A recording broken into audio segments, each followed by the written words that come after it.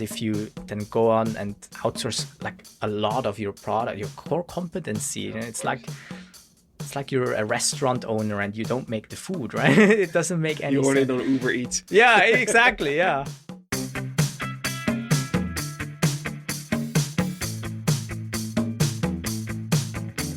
Welcome to the Swisspreneur Show, a podcast about startup stories and learnings from experienced entrepreneurs. If you enjoy listening to our show, make sure to follow the podcast and leave a rating. And now, here's your host, Sylvan.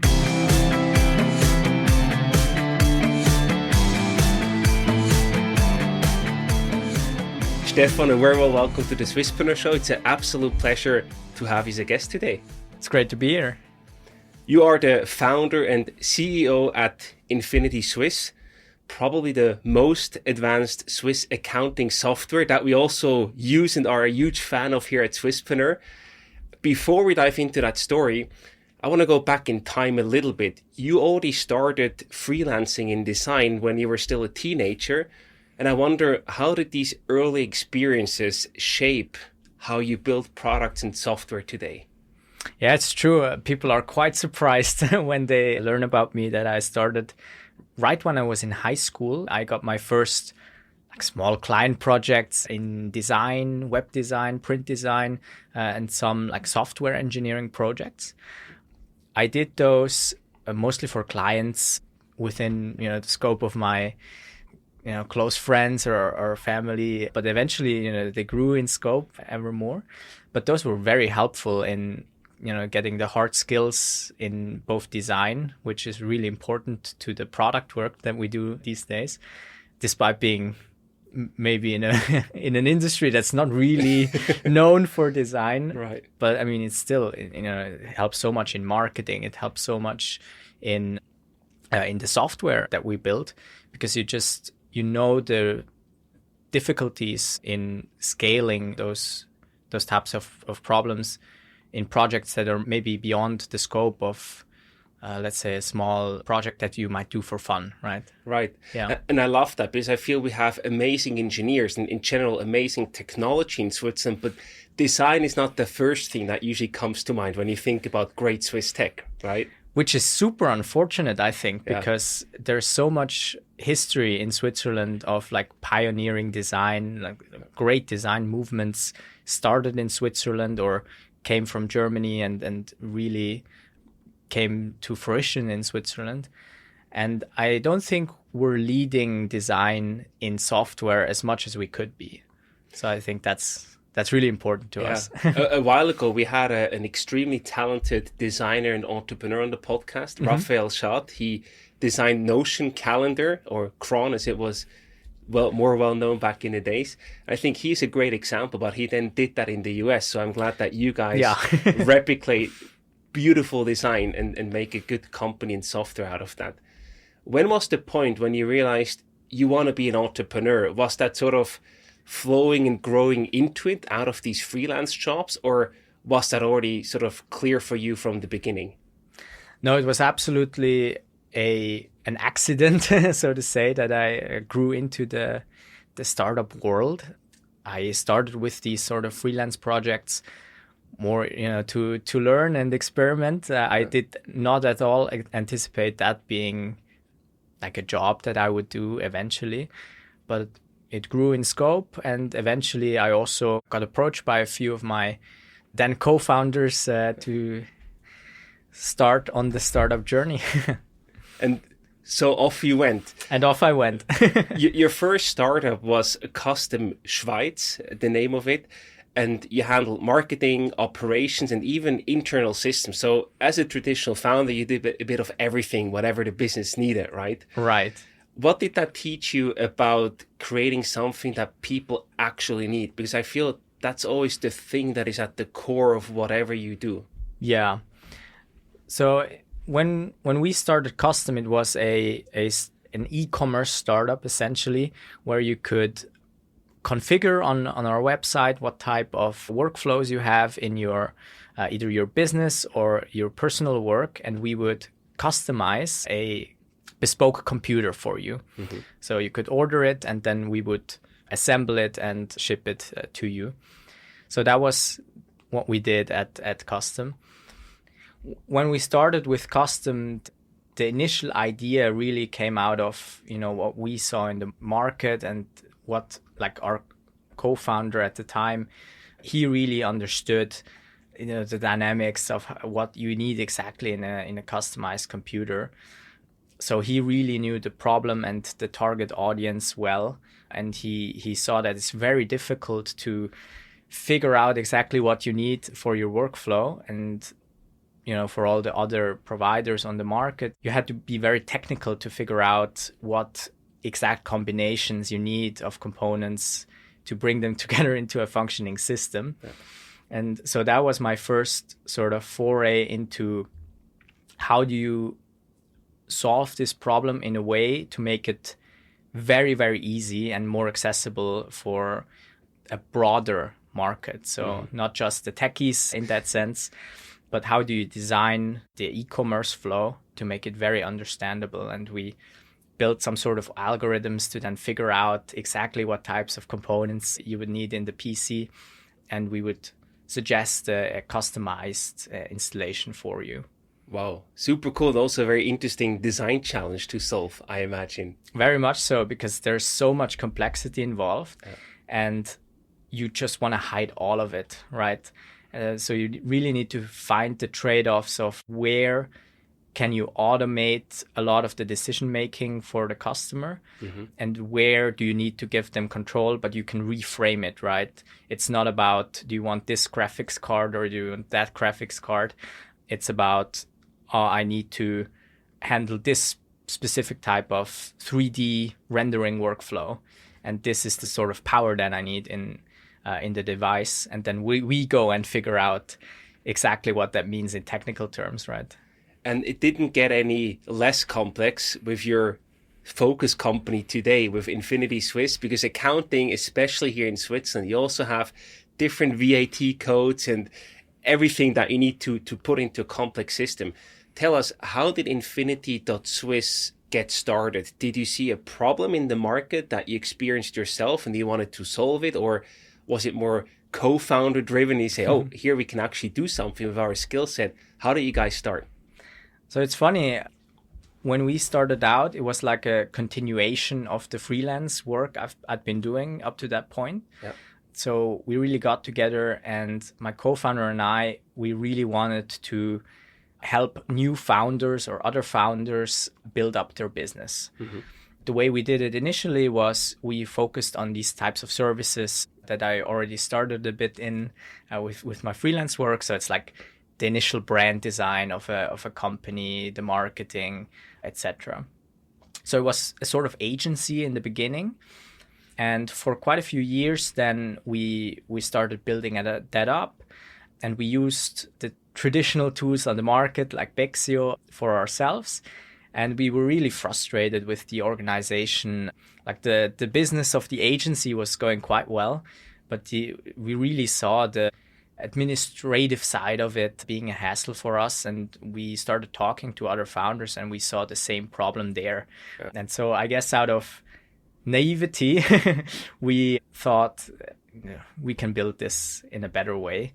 And so we embarked on what went on to be a very long journey of developing Infinity.Swiss, which is now the premier AI accounting product. But of course, it took us around 2 to 3 years to just build the foundation, right, of the accounting itself, because you cannot ship half of an accounting product as you can do with many other like MVPs that you try to find the minimal thing that you can put out there. That's not really feasible in accounting because you have all of these modules that are going to have to be complete and they're going to have to be compliant for at least, legal Swiss law. So that was kind of a challenge for us with nothing and with little experience as well from the technical side at the time, to really go and build that ourselves. This is really a bit of a recurring theme here on the podcast, that many founders say, oh, we were a bit naive in the beginning, But knowing everything you know now, that it takes so much longer than you initially think, which I think is perfectly normal, but also that it's probably harder than you initially thought, it's probably a good thing, because otherwise you might have never started this and we will not be able to use your software today. Absolutely, yeah. It's kind of that, like, there's this saying, we didn't do it because it was easy. We did it because we thought it would be easy. Exactly. That's a good one. And we also heavily relate. I loved Bexio in the early days. Huge respect for Jerry and the Absolutely. team. I think it's a beautiful Swiss startup success story. Yeah. But I felt after the acquisition through Mobiliar, they just stopped developing stuff. They sort of stood still. And then we also had issues with the bank integration, and I feel it still looks the same. And there has not been any new feature development, at least from the outside, for many, many years. So we also got frustrated. We're very happy when we discovered your software. I'm glad to hear it. That's what we hear a lot from the market as well. Yeah. Because in the beginning, when we launched, we got the question a lot, why are you building this? Of course, yeah, it's very competitive. Because it's very competitive. Bexio was very entrenched in the market as well. And, at the beginning, the AI opportunity was not so clear to everyone in the market. Yeah. So back when we started, there was really this sense of uncertainty whether this will be accepted by the market. But we were pretty confident in our own assessment, and we knew the problem ourselves, and we knew founders who had this problem as well. So we just pushed through it, and then we saw year after year the resentment in the market with current solutions grew, and now the interest to switch is getting larger and larger every single year. Which is kind of crazy if you think about the teams and the resources that these bigger players have available. So you mentioned Bexio is one competitor. There's also, of course, many others like Abacus or Banana. Yeah. How do you differentiate from these players? Because I feel you come with a different mindset, not only the visible design, but a whole new concept and way of doing things. So how do you see yourself differentiating Infinity.Swiss in a very crowded market? So this was something that we really integrated deeply into the product from the very beginning. When we started out, we looked at all of the products on the market, and we actually performed user testing on them. So Nice. We took tools like, at the time there was this program, it was called Sage 50. It's now been spun off, I think, and acquired by another company. So we tested this, we tested Bexio, of course, we tested the other tools, and we gave new founders essentially a bank statement and told them to book it. So sort of a test of whether someone without prior accounting knowledge can really use the tool correctly. And it performed not great. Most of the tools did not perform very well. And this was our sort of initial inspiration to really approach the product in another way. How do you design a product so that anyone who doesn't have experience in accounting can pick it up and like intuitively book things that are correct? So this was really, really hard design challenge, because you have to go very deeply into a lot of topics like VAT, like the financial closing, like the credit and debit system that all of the programs are built upon, ours of course as well. But you have to sort of hide this complexity and design workflows around it and make things very clear through labels to make it possible then for new users to really just pick it up and feel comfortable with it. And so over time, once we built up our ledger, we then asked again our participants of the user testing to redo it with Infinity, and we saw some great improvement in there. So we were very proud of the fact that it's now possible to book things correctly in Infinity, even with very little accounting knowledge. I love this because of 2 points. You did a very clear user testing. I think that is so crucial. Yeah. I will have a follow-up question on that one.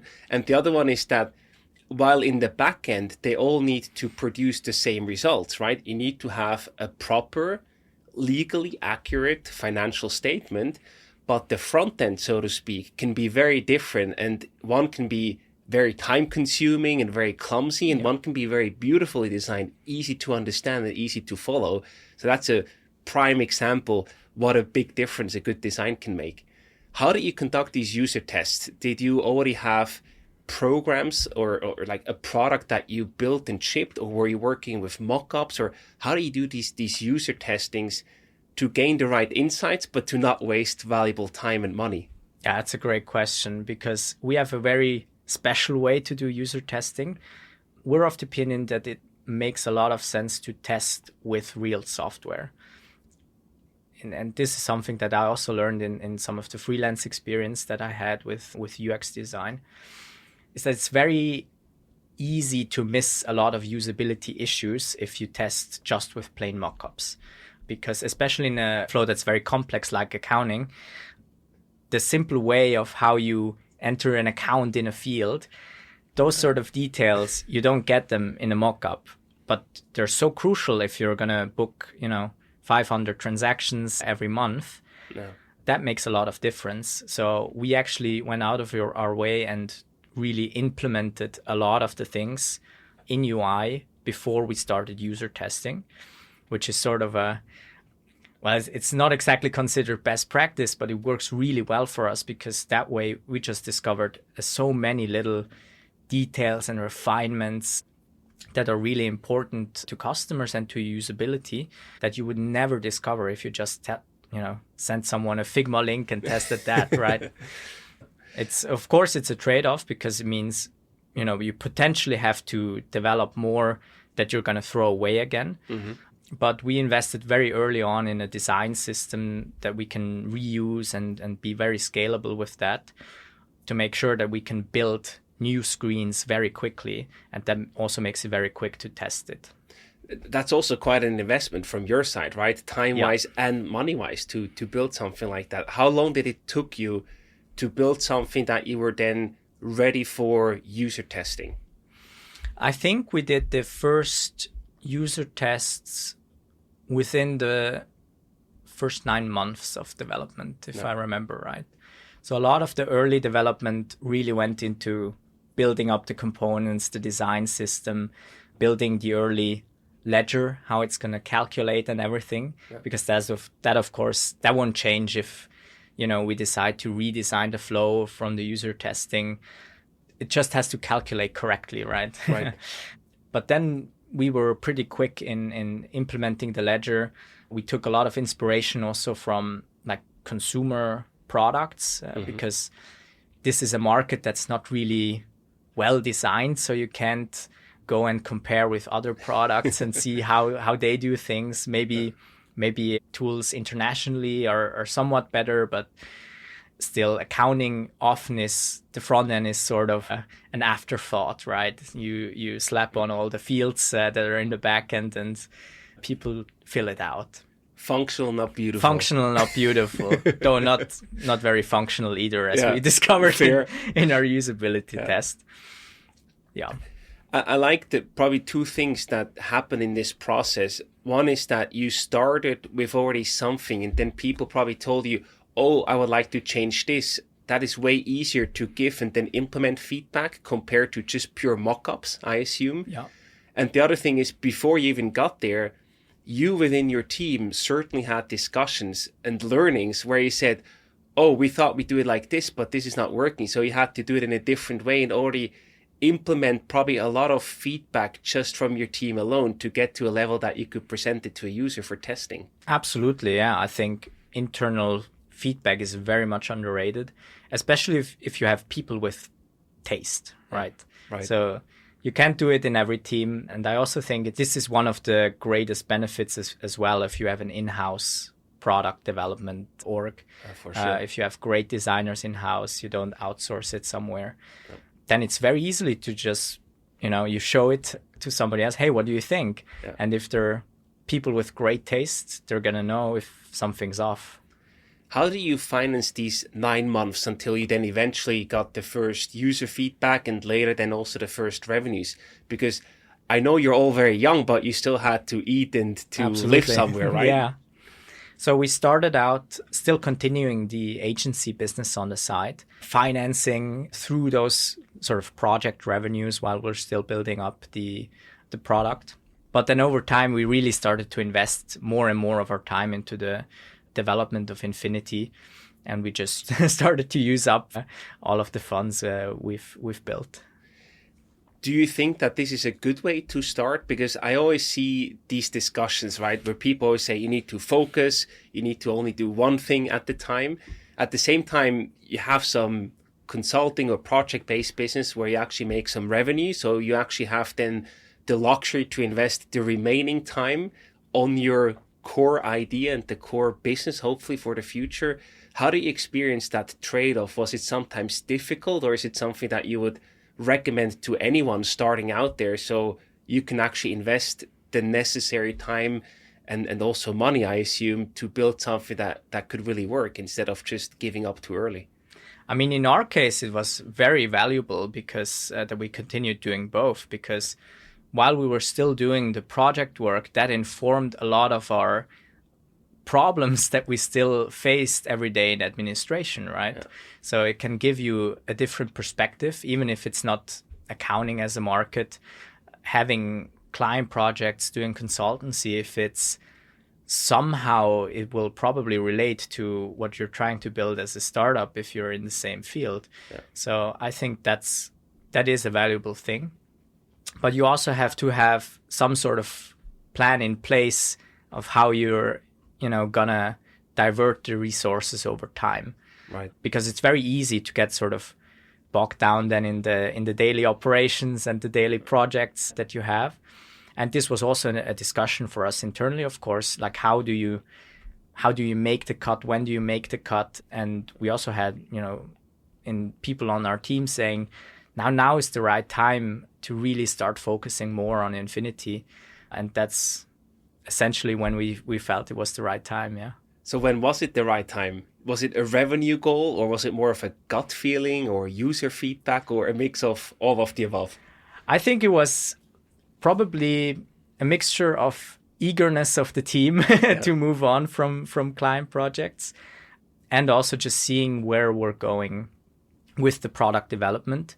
So this was before we launched publicly on the market, right? So we had done some user testing, but we didn't have any revenue to speak of. So this was, of course, a very hard decision then to make at that time. But it was absolutely the right one in hindsight. And I also wonder the core focus, the target audience, the target user for your software. Because accounting software can be used in many different ways. You can be a self-employed person. You have very different needs than a small business or a startup. You can also do accounting for larger firms, and then you probably need a lot of enterprise features, etc. How do you identify and also validate the right focus for your customer, basically? So I think it's really important in the beginning to focus on one ideal customer. Yep. And it can be an enterprise, because it's very, very hard to start selling into that area, especially if you're trying to build an entirely new product from scratch, right? You're going to have such long lists of what enterprises or even just, mid-sized companies will require from you so that they can switch from an existing solution. So that's why when we started out, really focused on ourselves as a target customer, because we had those sort of issues, and we saw a lot of similar customers that were in our size of you do some agency work, you have a few clients, right? You have a few invoices you send out per month. And that's who we really built Infinity for in the beginning. And that helped us focus tremendously, right? Because if you have very limited resources in the beginning, and you have a very limited sort of roadmap that you can build until the deadline you say you want to launch, then you just can't build every single feature, right? And you have to make very, in hindsight, absurd trade-offs, right? Like once we had a very elaborate discussion of whether we're going to allow people to set customer numbers. So you can have a running customer number for contacts. And we discussed a lot internally, is this something that people will request all the time? And we eventually just decided, no, we think our initial target audience won't care that much. Turns out we were right. We hear it very, very seldomly these days as a feature request. And that's sort of how you make decisions in the beginning. But over time, then you can, once you've launched, you of course get a lot of new feedback, right? Of course, yeah. But you also have to really then classify that and see what do we want to focus on. Because if you ask all the people, half of them tell you to go left, the other half tells you to go right. And then like, well, okay, what should we do now? I think this is where a lot of products also go a little wrong. Because of course, it's very important to listen to your customers, and we do it a lot, right? We have a lot of direct feedback that we get from customers, and it flows directly into our product decision making. But it has to still go through you as a sort of product deciding person, because that's what can end up happening if you do get a lot of these types of feedback. Oh, I want an integration with this obscure CRM from San Francisco, and I also want another integration with some tool from Denmark, right? And then you have 200 different integrations that you're going to have to build that you also have to maintain. Exactly, I wanted to say and maintain, yeah. And maintain and, support, and it's very difficult to do all of that. But what you actually have to do is you have to find out, why are these people asking for it, right? So this person, they may want the integration with the CRM because our CRM, our integrated contacts workflow, doesn't do something that they needed to do. Exactly. And the other guy from Denmark might have the same underlying issue, and they just want another tool integrated that does the same thing, right? Yeah. So you have to be really able to ask the right questions to understand, why do people want the things they're asking for? Because users are going to speak in features, right? Why don't you just build the button there to let me do this, right? And it's sort of your responsibility as the product owner to figure out how this product can work for everyone, right? And not just, how do you make 200 features for very different feature groups? Because it's going to be a very horrible product for everyone. You would then basically end up with custom-made software for every exactly, single user. Yeah, exactly, yeah. So I wonder, how do you then actually prioritize? So I assume you get quite a lot of customer feedback, right? We do. But not all of that is valuable or the right time for you to build it right now. So how do you make the priorities about what you build and what you don't build, and maybe what you put on the maybe later list? What's your methodology, basically? So we use Linear internally as a sort of triaging mechanism. So we do have like our salespeople and what we hear in support and outbound marketing. We do hear a lot of inputs like, do we have this feature? Do we have that feature? And all of this gets collected essentially in Linear. And we then go through it and filter out and figure out, is this something that's related to something else that we already want to do, right? Or is this something that speaks to an area that we want to invest more into? For example, this is an improvement that's been asked that goes into the area of better reporting. And better reporting is an initiative that we want to really focus on until the end of the year. So that's sort of how those inputs get prioritized. Yeah. And as for the larger things, it really comes down to how often do we get asked about them and how do they fit timeline-wise into the project, right? So in the beginning, even when we initially went to market, what we heard a lot is, when do you have payroll solution, right? Always, yeah. Always, it's always the payroll. Yeah. And we heard it it was probably our second most heard feature request at the time. What was the most heard? The most heard was the banking integration. Of course, yeah, makes sense. Makes sense, right? But that was exactly the point, because we it didn't make any sense whatsoever to build a payroll integration before we had a banking integration, because most of the users or the target audience then for payroll, they will also need a banking integration, right? Yeah. But not necessarily vice versa. Yeah. So we then initially decided to focus all of our efforts into like the certification and the security architecture and everything, like the compliance that's needed Right. to build that. And that's where we sort of came out with our live accounting AI, which can, as you know, as a user, I love it. Yeah. it can automatically book for you, and it'll book it every day and match it with receipts based on past transactions as well. So the idea is that in the end, you just have a real-time accounting, essentially, where you just review what's come in. Yeah, and it's getting better and better. It's I getting feel better. It. It's so cool. I'm glad to hear it. Yeah. So that's really what we then focused on. Yeah. And now that we have this, we now have permission to expand the product further, right? So now is really when we can start building payroll, which we're going to launch very, very soon. I'm excited. I think there will be a big announcement. You already teased it on social media. There absolutely will. Very nice. So I assume that this process that you just described, this is also how you keep up, because I know you're very product focused and design focused, which is amazing. And this is how you also keep up the trade-off between a growing company, a growing customer base, and they all have their own opinions and requests, with still keeping a product focused, company focused, so to speak. Very much so, yeah. So we, even in our sales team, all of the people who sell Infinity, like both in marketing and in sales, we are very, very, very much focused on the product and what can the product do.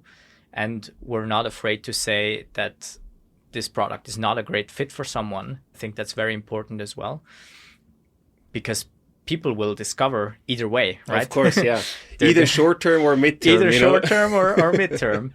And that's just not a sustainable strategy if you just, make it the problem then essentially of operations or product to build what was promised in sales, right? It just doesn't work. You can maybe close a client, but they will for sure not renew if you don't deliver what you promised them. Absolutely. Or, best case, you just get a lot of support volume. Where's that feature?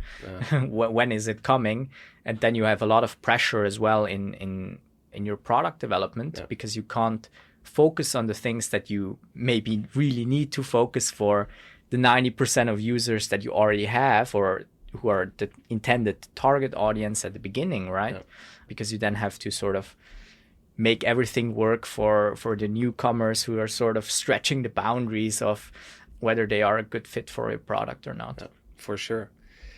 I remember when we did the episode with Jerry from Bexio, it was so remarkable how they built up the sales force. So Bexio is very, very sales driven, right? They had their sales force, they did outbound callings, they did a lot of other things as well.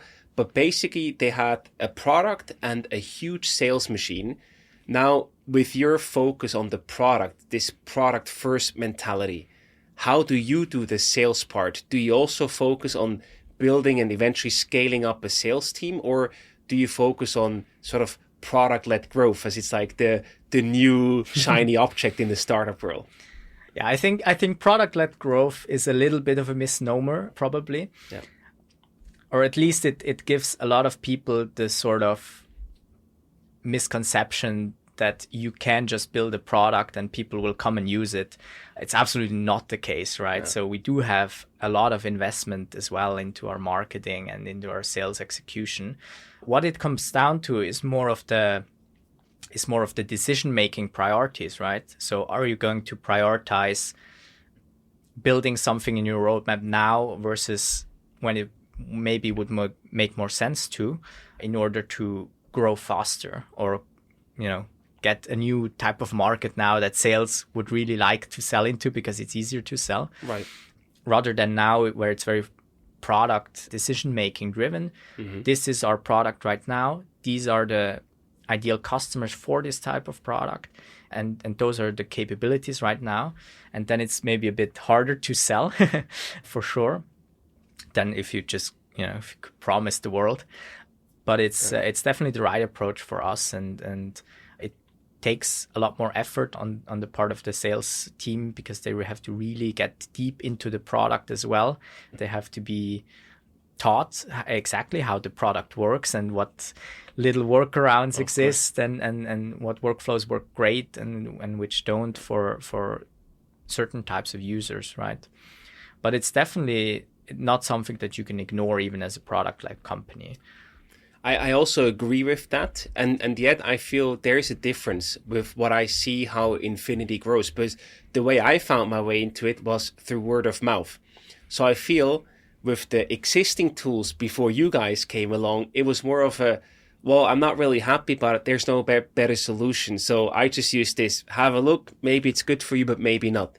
Now I feel it's different, because the people that I know who use Infinity, they basically really root for the tool and the solution. They say, this is the best tool I ever used. I really, really recommend you have a look at it. So I feel at least there, with the product focus that you guys have, you do have an advantage. You actually have way more fans than just customers. Absolutely. It's actually been quite a surprise to us as well to notice this over time, because when we launched, I didn't think that people could get excited about accounting software, right? Exactly.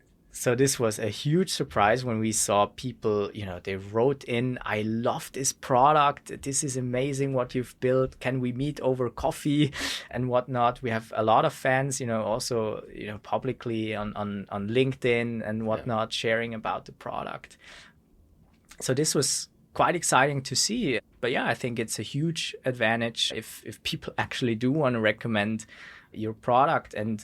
But it has to go both ways, right? You also then have to, it doesn't come for free if you build a nice product. It also comes, I think, from a lot of the investments that we make into continuously updating the product, giving great support to our fans that we have. Yeah. So that's definitely not an easy thing to do, but I think it pays off every single time. I feel it can probably compare a bit to branding, right? Because branding per se, you don't see the direct return on investment, but it helps you with everything you do. But whether it's recruiting or acquiring new customers or running a campaign or for your sales team, whatever you do, it sort of just amplifies the great work that you do by a leverage, basically. So I see it a bit in a similar way. Absolutely. I mean, I think it's every second subscription that we see in Infinity comes organically. That's crazy. That's insane, right? That's super cool. Yeah. I also briefly want to talk about AI, probably the hot topic of the year or the decade, who knows? Probably. So many of the legacy players, they know they will have to bring in some AI in some form. And what they often try to do is they just try to do an integration, or they acquire a company and then they say, oh, now we're AI capable, which is probably not true. How do you integrate with AI? Because I feel you are still so young in a good way that you are sort of building the whole company with an AI first mindset. From the get-go, you implemented and integrated AI in your product.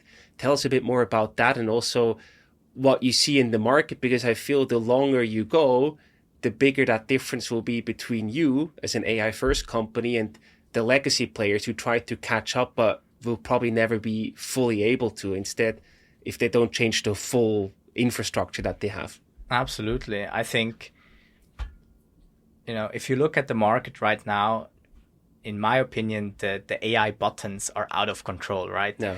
You just look into the product and there's just AI slapped everywhere into existing workflows. It doesn't even make sense. Which doesn't even make sense, right? I can now chat with Adobe Acrobat. I always wanted to do that. My dream, yeah. Your dream, I don't know how I was able to sleep, Yeah, exactly. But that's, the very easy thing to do. It's, as you said, you purchase a company and then you build a chatbot somewhere. I think this is shortcut, very much so. You can have a short-term claim to having AI in your product, but people will notice that it's not really useful to their daily workflow, because what you end up doing is you just build AI into a process that's already, 10, 20 years old, right? Yeah. And that's not really built to how people will operate software in the future. Exactly. Now you can do a lot more with AI, but to really make it useful, you have to start again at the process and figure out how is it going to look like in 10 years from now. Yeah. I mean, it's much easier to just take the existing form of a process that's already been done the same way for 30 years, and you just add a button there that says, generate now with AI, and it'll fill out. But then still, it's the same process, and that's not really transformational, right? Yeah.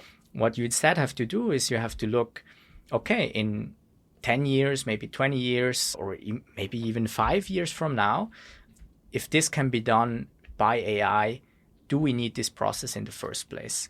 How would it look if AI did it proactively, right? Exactly. How would it look if the human was a reviewer?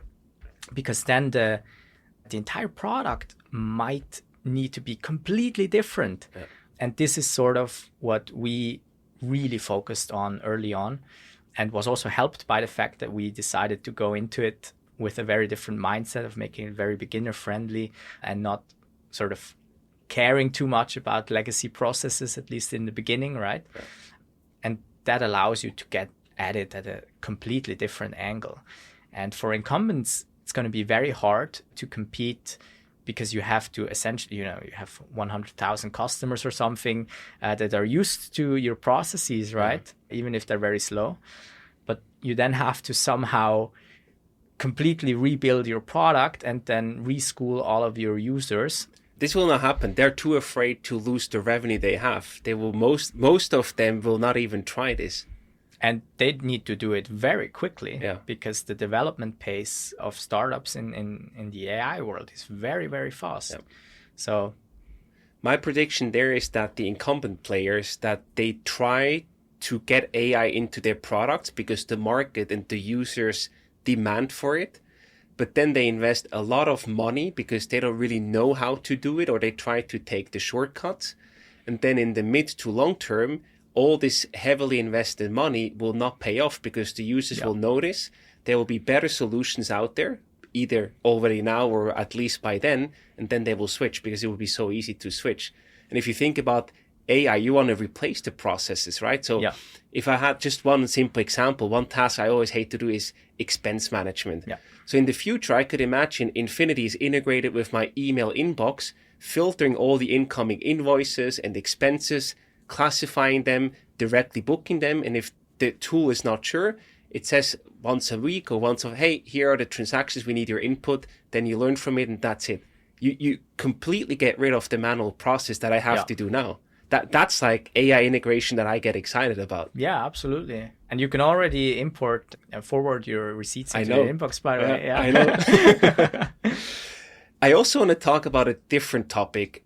You are just 24 years old, so you're a really young founder, and I'm super fascinated by your journey on one hand, but on the other hand, I also really want to understand more about how you see the world and what your struggles are. So running a software company as a 24-year-old in a probably very traditional industry, accounting, bookkeeping, what have been the biggest challenges for you so far in this industry as a young founder?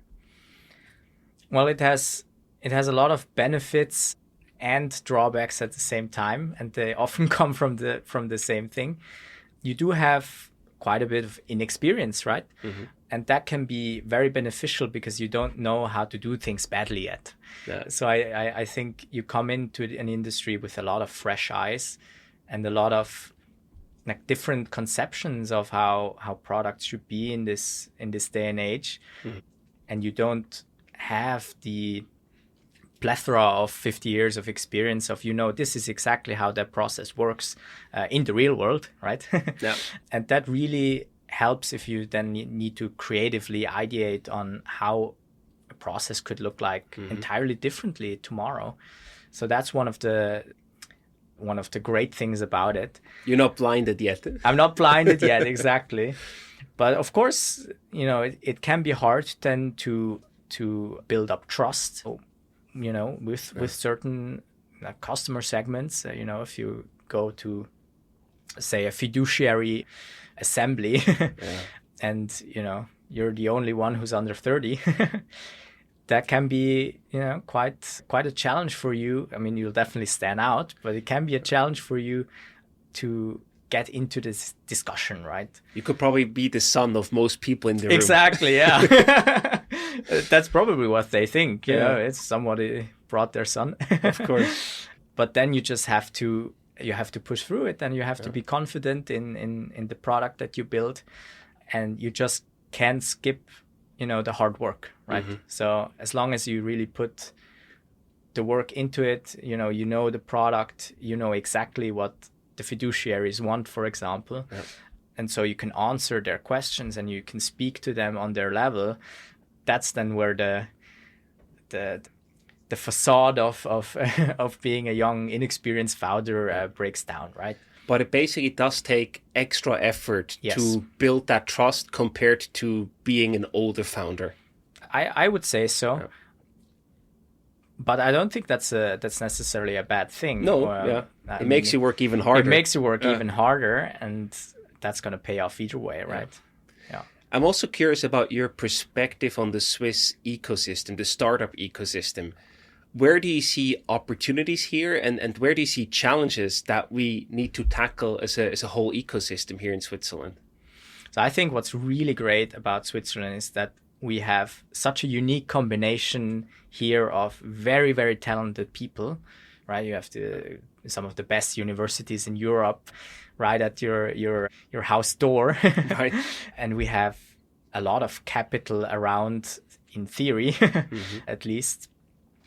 And, you do have a great culture, I think, also in terms of not being completely overstimulating, like maybe in some parts of the US. Very restrained people, which can be a great balance to strike in a startup company. It keeps you on the floor of reality. That's probably a good balance in Switzerland. I think so, very much.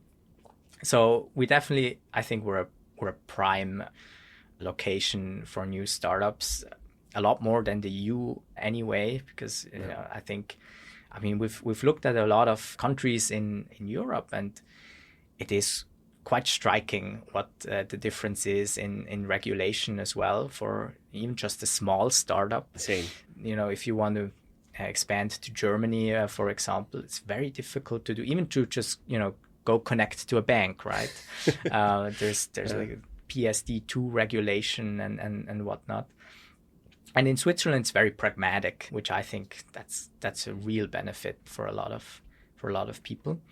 Where I think Switzerland could improve its ecosystem over time is one point is certainly funding. I mean, it's just a reality that we do lose a lot of very talented founders and makers who start their startup here and then they go on and move to the US just because they can't get the funding they need either, or the same level of funding or at the same valuation, right, as in the US.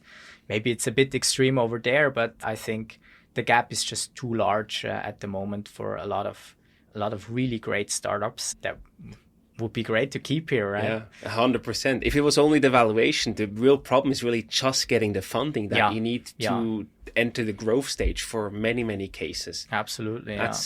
We train them, we educate them, we invest in them early. And then once it really works, we say, okay, please take over. Take all my money and the upside. Yeah. It's insane. Yeah. And I think the second part is the product mentality. And this is something we try to push a lot in the people that we talk to and our place in the ecosystem. Because we think right now the Swiss mentality is very much not driven by product management. There is a lot of outsourcing of the product, or your key competencies.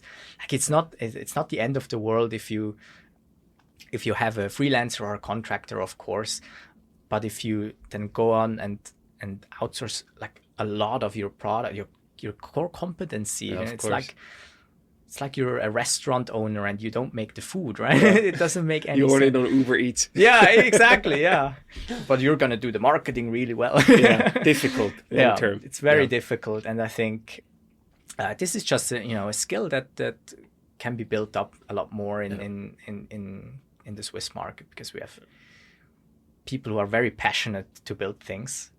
And I think there's a huge opportunity also, like with the deep tech ecosystem that we have here, to also start to productize a lot of that more, which is very research focused in at the moment, and having a lot more product sensibility here in Switzerland. I think that could drive enormous growth. Absolutely.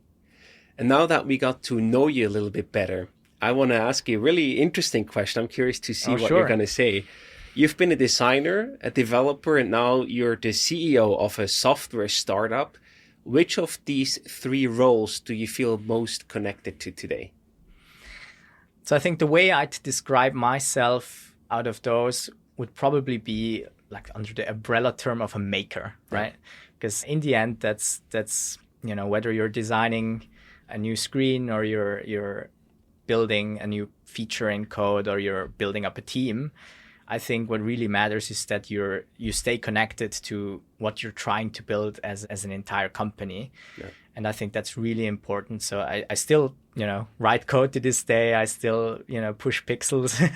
This is still an important part. And I think it needs to be, because a lot of startups, when they grow old, so to say, they can lose a lot of the very nice touch that you have of the founders if they're not really involved anymore in the product that they build. Yeah. You can see this very often in companies that get sold and the founders leave. It's not the same anymore. It's not the same anymore, right? So I think this is very important to me personally, to make sure that I don't lose touch with the product that we have, and I can still contribute. I love that spirit. And if we look a bit into the future, you already teased there will be big feature announcements coming soon. But what are the next milestones for you? What do you want to tackle? What can people expect from Infinity.Swiss over the next few months and years? So in the very near timeline, we will, of course, be rolling out, or maybe by the time the show airs, we will already have rolled out Infinity Payroll, which is our all-new payroll feature, which makes it possible for now a lot more companies to use Infinity. We heard a lot of feedback that people really want to use Infinity, but they can't because they have payroll processes and they don't want to use an external tool. So that's going to be a great enabler for a lot of people to switch from companies with multiple employees. Amazing. So that's one of the very near term improvements that we'll make. In the longer term, I think there's a lot of workflows we can rethink in the entire spirit of business administration, because overall our goal is so that anyone can start a company, no MBA required. Yeah. And there's still a lot of processes. Yeah, you mentioned expense management. There are similar ones there. There's the flow that you have with your fiduciary. There are a lot of unsolved problems there still that could receive what I'll call the Infinity treatment, right? that we did to the accounting. Yeah. And I think that's going to be a huge enabler to really start building up these a lot more of essentially AI-driven companies as well, in terms of a lot of the administrative work in a lot of Swiss companies then eventually being made automatically by AI. And this is very powerful because you tap into a lot of things like a fiduciary, right? It is a lot of time investment and then also cost for the company to do the year-end closing, the back and forth. So if you can help to speed up that process and do an AI prepared briefing or workflow, whatever it is, they can actually manage more clients in the same time, and everyone will either make more money as fiduciary or save money as a company. So this will change things quite drastically. Absolutely. It's a real productivity improvement, right? Yeah. It's not just moving money around, essentially. And this is what we've been hearing as well from the fiduciaries that already use Infinity, is that they can now trust that the clients can do a lot of the work themselves. Yeah. And before you and before it's, oh no, I'm going to have a real issue in March, right? When the taxes are due, that I have to undo all of the work of the client and do it again. But now it's really a new type of workflow, and they can also move on to a lot more higher value services. Like they have more time to do like tax consulting, for example, or they can do the VAT settlement, or they can book really complicated things or consult on those types of things, like how do you book cryptocurrency or all of these complex topics that aren't really standardized yet either, right? And I think this is going to drive a lot of like improvement in the market, because it's just not timely anymore. It doesn't make sense that you pay this much for essentially the job of typing up receipts, right? It doesn't make sense anymore. And the fiduciaries, they don't love it either, right? Yeah. They don't love this type of work. They would rather do much more interesting work and much more higher value work, of course, rather than just having nothing to do all year, and then once a year you get slapped with 1,000 receipts in your inbox and you have to go running around. Nobody likes that. It's really frustrating for all parties. Really frustrating, yeah. And do you eventually want to get acquired, or do you want to build a profitable and sustainable company? What is sort of your end goal with your company? So right now our focus is really on building a company that works, right? Yeah. This is maybe a bit different from a lot of other founders. But for me, at least, and for a lot of on our founding team, it's really important to just build up a company that can survive on its own, that's scalable. It's not just, you can grow very quickly if you ignore everything. You ignore your costs, and you ignore especially in AI, you give everything for free, and you ignore your AI inference cost. But that's not the way we do things. I think it's very important to build a profitable company over time. Of course, right now we're investing heavily into growing. But over the long term, I mean, I'm very open to all. You see what comes. All potential outcomes. But I think you'll be in the best shape for any of them if you really focus on yourself and focus into building a company that works, whether you get acquired or not. 100%. Yeah.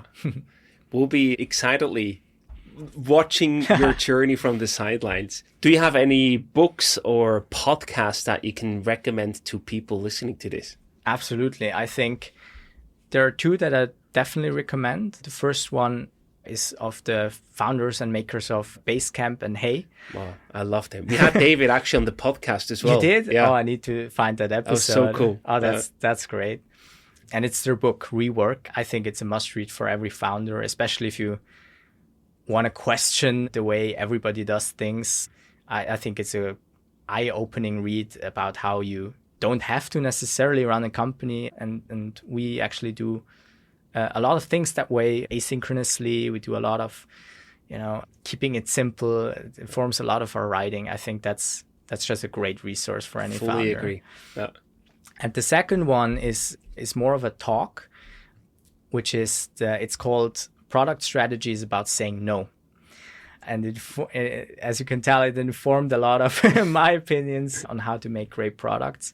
It's a very short, it's 5 minutes. So rapid fire talk by Des Traynor, who is the co-founder of Intercom, which is a great, support software startup. And actually at the pleasure to meet Des last year at the Lisbon Web Summit, very briefly at the startup party that Intercom hosted. And it's just, I think he's a fantastic product mind that a lot more people should, if they're interested in building anything product software related, he's the guy to listen to. You got me hooked. I will go home now and listen to that. It's really great. Sure. To wrap up the episode today, I also want to ask you some rapid fire questions. Sure. I just fire right away. How do you avoid burnout? Because I know you work really hard, you're young. Do you have anything that you're very conscious about in that sense? Very much so. I use a framework, as a matter of fact. It's called GTD, Getting Things Done. It's a methodology by David Allen. I live and swear by it very much. So I've been using it ever since I got into freelancing. And it's a great system because I think the stress that can lead to burnout, it doesn't really come from having much to do at the same time. It comes a lot more from just having everything in your mind somewhere. Exactly. You're stressed because you don't know what else you need to do. And everything's sort of a chaos, right? It's like the RAM in your memory is overloaded. Exactly, yeah. Your mental bandwidth is what David Allen calls it. And where GTD helps is it's really a system that you can trust because every time something comes along, you just put it into your trusted inbox, your capture tool, and then you have a process where, for me, it's a few times a week. I just go through everything in my inbox and I start to organize and plan it when I have time. Yeah. And that really helps me to sort of, even in weeks when you have so many things being thrown at you at once, you can sort of have a calm mind, right? Which is so important. Yeah, fully agree. What is your favorite feature in Infinity? So I'll have to say live accounting is absolutely my favorite because it's so futuristic to me still. Of course, I had a huge part in building it, but still I'm mind boggled every time I just open the tool and that looks correct. Exactly. Done. Yeah. Accounting done for the month, right? Let's now get a coffee. Yeah, exactly. Yeah. What is one thing that most people get wrong about AI or artificial intelligence? I think people underestimate how complex it is to really build AI workflows that are integrated and work well to solve like these types of hard problems. I mean, we've heard quite a few times, isn't it very easy to just, you connect ChatGPT or something with your accounting and I'm sure it can do it. That's often, the misconception, but in fact, it's very, very hard. Yeah. And there's a lot of non-AI work involved as well, because you have to build so many systems to make sure, if you're doing very quality work and you need to make sure that, those classifications are on a certain quality level, you just need to build a lot of guardrails. You need to do a lot of testing. There's a lot involved, and you need to combine a lot of different systems, like your receipts have to talk to like the VAT, and you have this and that and the other thing. And that's just a lot more complex than people imagine. Fully. I also want to ask you some questions about Switzerland, very spontaneously. Oh, sure. Yeah, of course. What does Switzerland mean to you? What's like one word that comes to mind when you think about Switzerland? Oh, that's such a great question.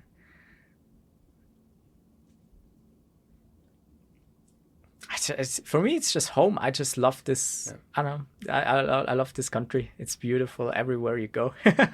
And what is it that you especially love about Switzerland? I think one thing is the perfection everywhere, because I'm very driven to. I'm really passionate about things working well, things being built, designed meticulously, and I think it's very apparent if you go abroad. You notice 100 things where things are just a little strange, done not to quality. The walls are about to break apart. The light switch doesn't work right, and you just go here and everything is very, very nicely integrated into each other, and you just see a lot of people were here that cared. And things just work. And someone really put the time and effort into just making it that 10% nicer. Yeah. What's your favorite Swiss product outside of Infinity, of course? Yeah, I think probably my favorite thing about Switzerland in terms of products, the Ricola, they're just stellar. I think there's nothing abroad in any other market that comes close. Absolutely. The last question for you today: who is your biggest Swiss inspiration? Oh, I know it's a very big question to end the interview. That's a very big question. All of my inspirations are not in Switzerland. I have to be afraid to say. Well, that's maybe then a sign of things that we can improve in Switzerland, to have more role models and to have more people that we think did something well and appreciate them for it. I guess so. But also I think it speaks to the culture of we don't really put people on pedestals that much as we see in other countries. Yeah. And also I think that's, speaks to Swiss humility in some way, which is, I guess, a good thing. That's true. Stefan, thank you so much for coming on the show today. Sure. We wish you all the best, lots of success, and I'm sure it's not the last time that we spoke together. Yeah. So until next time. Until next time.